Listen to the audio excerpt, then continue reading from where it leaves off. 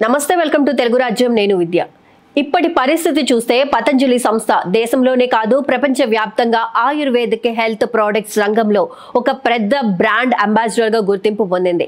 బాబా రామ్దేవ్ పేరు వినిపిస్తే పతంజలి బ్రాండ్ గుర్తొస్తుంది.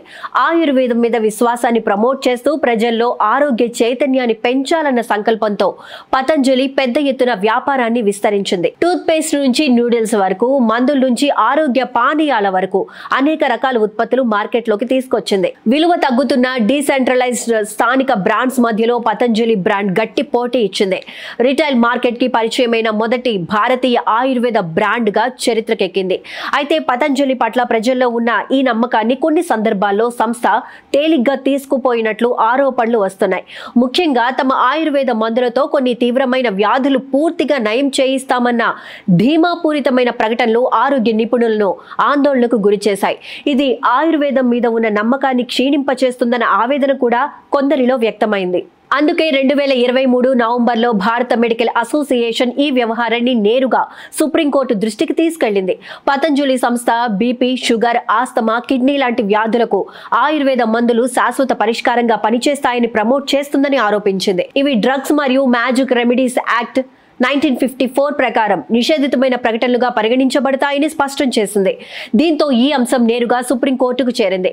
మొదట పతంజలి సంస్థ కోర్టుకు హామీ ఇచ్చింది, ఇకపై ఇలాంటి ప్రకటనలు ఇవ్వమంటూ. కానీ నవంబర్ 22న అంటే కోర్టు ఆర్డర్ వచ్చిన మరుసటి రోజే బాబా రామ్దేవ్ మళ్లీ ప్రెస్ కాన్ఫరెన్స్ పెట్టి అదే వ్యాఖ్యలు చేశారు. కోర్టు దీన్ని ధిక్కార చర్యగా పరిగణించి నోటీసులు కూడా ఇచ్చింది. మొదట ఇచ్చిన క్షమాపణను తేలికపాటి రూపంగా చూసి తిరస్కరించిన కోర్టు తర్వాత ఇచ్చిన అన్క్వాలిఫైడ్ అపాలజీని అంగీకరించింది. అయితే తీరుగా స్పష్టంగా ప్రచురించాలన్న ఆదేశాన్ని కూడా ఇచ్చింది.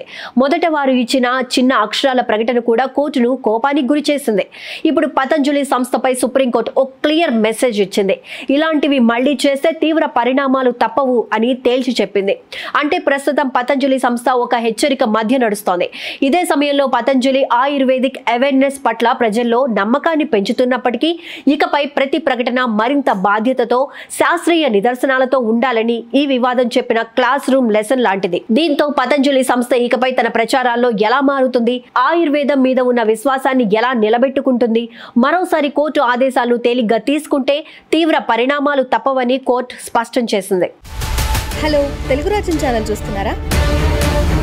సామాజిక, రాజకీయ, జీవన చిత్రణే తెలుగు రాజ్యం. అతిశయోక్తులు, అసత్యాలు ఉండవు. రాజకీయ కోణం కాదు, ప్రజా కోణమే కొలబద్ద. తెలుగు రాజ్యం వీక్షణ మీ ఉత్తమ అభిరుచికి నిదర్శనం.